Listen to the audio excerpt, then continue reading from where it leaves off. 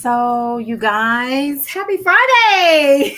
And yes, I'm always rocking some skeeky gear, but it's been a long time since I've gone live, and I just kind of wanted to do a quick video. Listen, I want to kind of help you talk. Well, I want to help you, but I want to talk about how we can easily get off track and lose focus by chasing everything moving. What do I mean by that? Everybody has an opportunity. Like everybody has a business venture. Everybody has something that they're offering. You can start your own business for a little as this, and there's so many opportunities, and you got this over here pulling on you, and that pulling on you, and that pulling on you, and everybody's talking about multiple streams of income is not a luxury, but it's a necessity, and it's something that you really need to do. And hi, Willie, good to see you, love. And that you always need to do this, and this. And I do believe. Listen, I am not knocking multiple streams of income. I think that is important. You definitely need it, but you got to exercise wisdom, because if you don't, you will pull yourself apart. Human beings are not octopi. Okay, we are not meant to have 8 arms and legs moving all at the same time in one immediate moment. When we talk about multiple streams of income, it means, guess what? I got this started, and this is my heartbeat for right now, and I got to make this work until it can run on its own. And when it can run on its own, and it's making me money while I'm asleep, now I can start this next venture, because I can take the money from this one and invest in this one and build this one up. And that's how you get multiple streams of income, not sitting here doing 11 million ventures all at the same time. What do I mean? I'm going to start this business right here, and I'm going to do this one and this one, and I got $50 in the bank, and both of them require $100 investment. That don't even make any sense. You got to figure out what's right for you. That's number one. Number two, all opportunities aren't meant for you. What is your purpose in life? See, when you start investing in multiple streams of income for you, you have to first know what's right for you.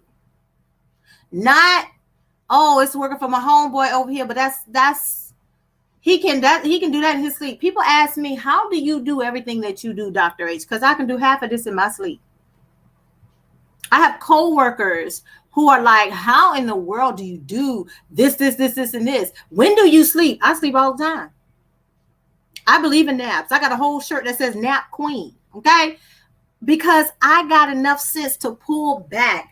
Take a look at what's trying to pull on my time and availability, and know that ain't for me. That's going to take too much for me. That's anxious toil, and I'm not trying to live under a curse. I want things. I'm not saying everything's going to come easily. No, I'm not picking opportunities that are easy to me, but I am saying, guess what? While I have a hospitality background, God ain't called me to be no travel agent or to start a travel agent business.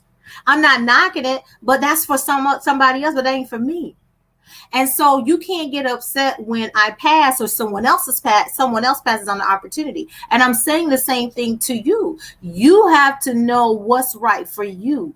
Bitcoin may not be for you. If you don't know what you're doing in the stock market, I don't care what it is. I don't care if it's, cryptocurrency. I don't care if it's traditional stock market. If you don't know what you're doing, don't go playing around over there. Why? Because if you don't know the basics, like if you don't know the difference between a bull market, if you can't recognize a hammer on a stock market report, then guess what? You know what you're doing. Get from over there. Don't do that. I know people who can sit and get training in that and still don't know what they're doing. So guess what you don't do? Because that's high risk. And you don't want to be out here one of these people jumping off a building, killing yourself because you done lost everything you got. Playing around is something you don't know what you're doing. And people who swear they know what they're doing, trying to train you on something that they took a weekend course on. When there are people who literally have been doing this their whole lives, got mentors and everything, and one wrong decision and they jumping off buildings. So you have to know what's right for you. There are lots of ventures out there. And I'm telling you, part of why I have really not been on social media a lot lately, to be honest, has been because I got to free myself from all of that. I got people in my DMs, and I thank God for spam in the DM, because You know, I got folks selling me left and right. Please don't. Not just here, but on LinkedIn. They're everywhere. Oh, this opportunity is for you. I got the best opportunity for you. Everybody's trying to sell me something, or everybody's trying to get me to come on board. I got my own brand. I got my own business. If you can't get with that, I don't know what to tell you. But you have to know for you, otherwise you're gonna get on track or get off track. This is why I'm very big on casting vision. And I know that, you know, people make vision statements, they talk about vision boards at the first of the year, but to me, you need to be looking at vision every day of your life. You need to constantly be revisiting your vision board and stay focused. My vision board is always in front of me. If you watch any of my older videos about vision board, I'm always looking at this wall because my vision is right there. It's literally spelled out. I write my vision. Hey, Mom. I literally write my vision and it's sitting right in front of me. So anything that comes my way, anything that tries to take my attention away or tries to take my focus off of my vision, it's a hard no. It's an immediate no. If I can't figure out how this is going to fit into my vision that I have for my life and where I want to go, it's a no.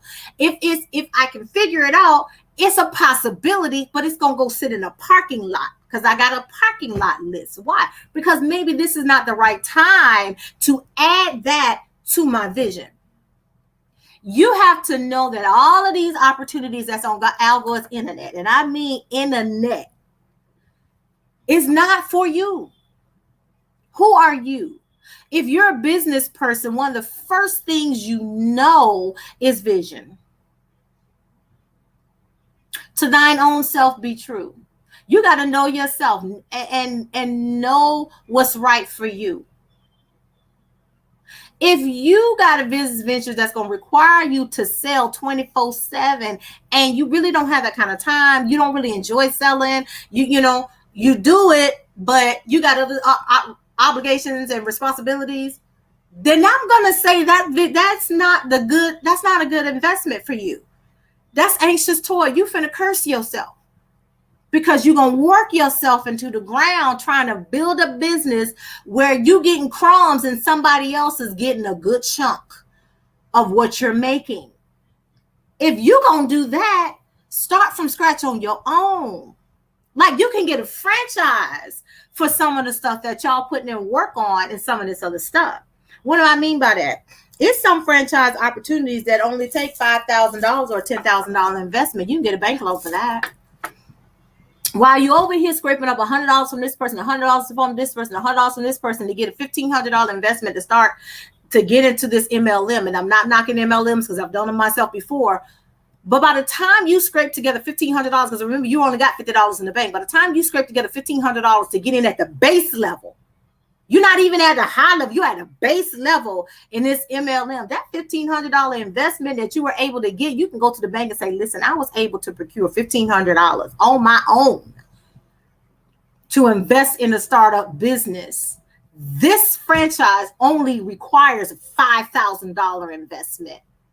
If I can get $1,500 on my own, what does that tell you about my ability to sell and make it happen and make a profit? See, if you can do that, you make sense to a bank. You make sense to somebody, to an investor, because you know how to make that hustle work and turn that thing around. And now guess what? Instead of you giving 60-70% of your income, your profits to somebody else in an MLM, you can be taking that home to the bank. And that $5,000 investment or $3,500 or $2,500, however much the bank ends up giving you, guess what? You can pay that off in no time. So I want you all to really think about a lot of these, opportunities that are out there, because there are a bunch of them. And I'm not saying they're bad. I'm not knocking any of them.